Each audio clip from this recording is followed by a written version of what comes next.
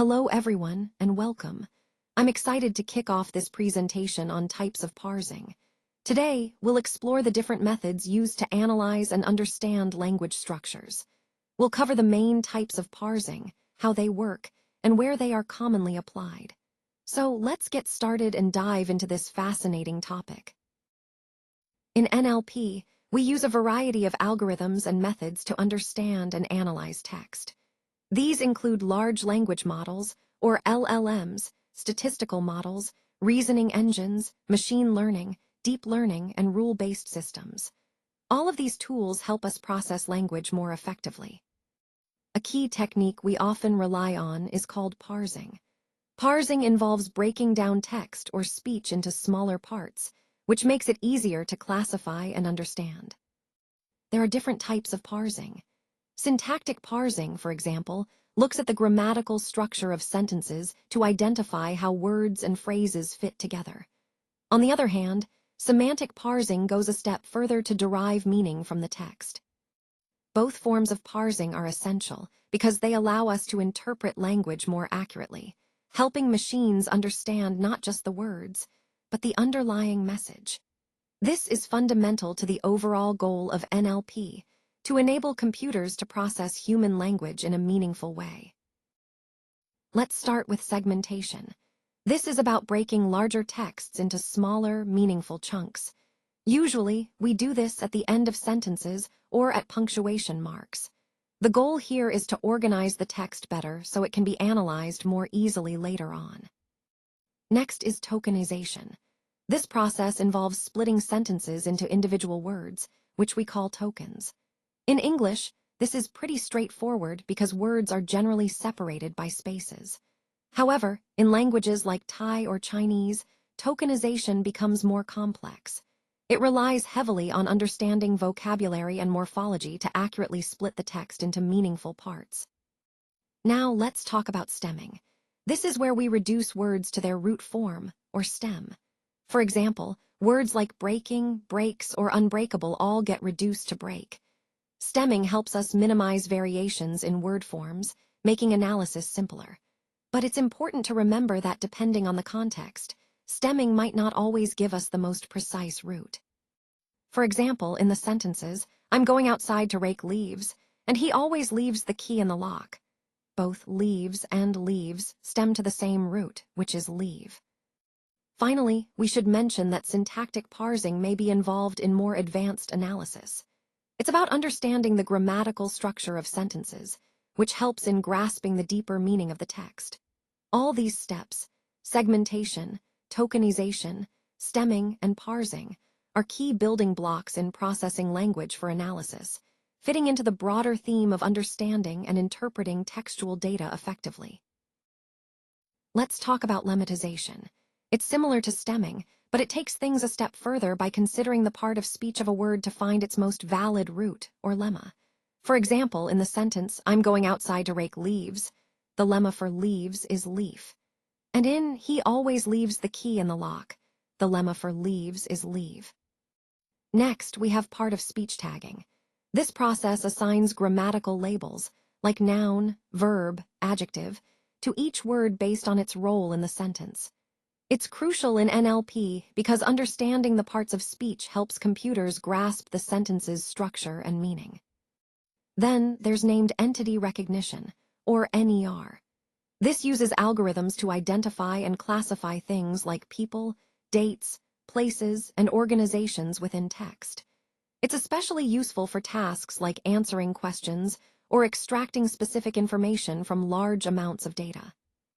Finally, syntactic parsing involves analyzing the sentence's structure to understand how words relate to each other, which underpins many advanced language processing tasks. All these techniques come together to help computers make sense of human language more accurately and effectively.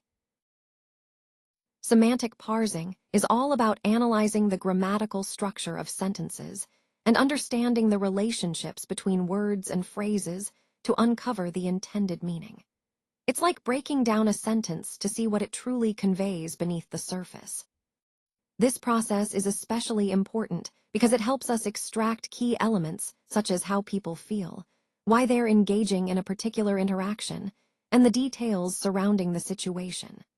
All of these factors are crucial for accurately interpreting text or speech, and then forming an appropriate, context-aware response. Semantic analysis is generally divided into three main categories. Sentiment analysis, which focuses on understanding emotions. Intent analysis, which aims to grasp what someone is trying to achieve or communicate. And context or discourse analysis, which considers the broader conversation or situational background. Together, these components help us build systems that can truly understand human language in a nuanced and meaningful way. This is essential for making our interactions with AI more natural, responsive, and effective, aligning perfectly with the overall goal of creating intelligent, conversational systems. All right, let's dive into sentiment analysis. Essentially, it involves figuring out whether a piece of text, like a sentence, a social media post, a review, or even a tweet, expresses a positive, negative, or neutral feeling. Sentiment in this context is all about the attitude or emotion someone has toward something. For example, imagine a customer review that says, "I had to wait a very long time for my haircut." That's likely a negative sentiment because it reflects frustration. Sentiment analysis helps us identify and classify these emotions or opinions within text, giving us a clearer picture of how people really feel. This is especially useful for businesses. It helps them understand customer feelings about their products, services, or overall experience. By analyzing what people are saying online, companies can make smarter decisions, improve their offerings, and better connect with their audience. So, in the big picture, sentiment analysis is a powerful tool for turning unstructured text into meaningful insights about human emotions and opinions. So on this slide, we're diving into the concept of intent, understanding what someone truly wants or means based on what they say or write. Think of it like deciphering the purpose behind their words. For example, if someone types, "I can't log into my account," into a customer support chat, intent analysis helps us recognize that their main goal is to get help accessing their account. From there, the support agent might suggest resetting a password or trying other solutions. This process is crucial for AI assistants too.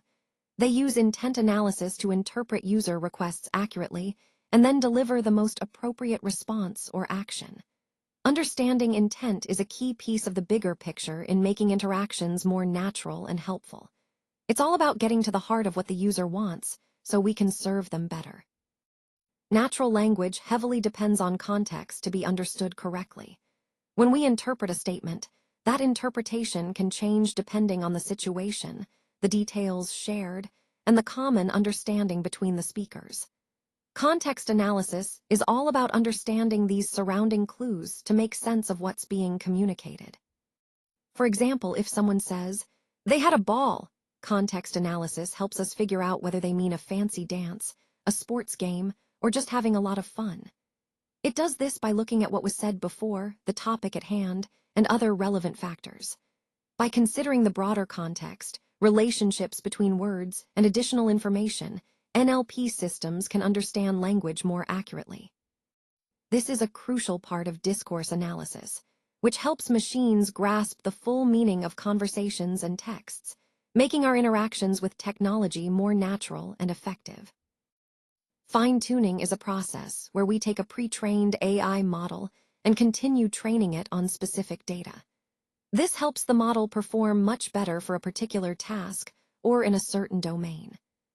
So, why do we bother with fine-tuning? Well, first, it saves us time and money because we don't have to start training a model from scratch. Second, it allows us to leverage the broad, general knowledge that the pre-trained model already has. And third, it helps us customize the model to fit our specific use case perfectly. For example, imagine a large language model trained on all kinds of general text. If we fine-tune it on medical data, it becomes much better at healthcare conversations, more accurate and relevant. Think of it like this. A pre-trained model is like a person who knows basic English. Fine-tuning is like teaching that person specialized vocabulary, medical or legal, so they can excel in a specific area. In summary, fine-tuning is about adapting a general AI model to perform really well in a specific domain or task. Data-driven decision-making is really about making choices based on data analysis, rather than relying solely on intuition or personal experience. In today's organizations, this approach is becoming increasingly vital because we have access to vast amounts of data. By leveraging this data, we can gain more accurate and reliable insights into how our business operates, understand customer behaviors better, and identify emerging market trends. This process helps us make smarter, more informed decisions that can lead to better outcomes. It's all about using evidence to guide us, which ultimately aligns with the overall goal of making our organizations more efficient and competitive in a data-rich world. When we analyze data, we can uncover patterns and relationships that might not be obvious at first glance. These insights help us make smarter, more informed decisions by giving us a clearer picture of what's really happening behind the scenes. This approach also boosts performance.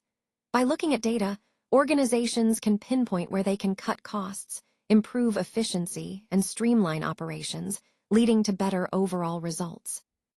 And perhaps most importantly, leveraging data keeps us competitive. Understanding customer behavior and market trends enables us to develop products and services that truly meet our customers' needs, giving us an edge in the marketplace. So, the key benefit here is that data-driven insights empower us to make smarter decisions, improve performance, and stay ahead of the competition, all of which are essential to thriving in today's fast-paced environment. Thank you all for your time and attention today. I truly appreciate your engagement and interest. Remember, the key points we've discussed highlight the importance of applying these concepts to achieve our goals effectively. I hope this presentation has provided you with valuable insights and practical takeaways. If you have any questions or want to explore further, please don't hesitate to reach out. Once again, thank you so much for being part of this session. I look forward to seeing how you implement these ideas moving forward.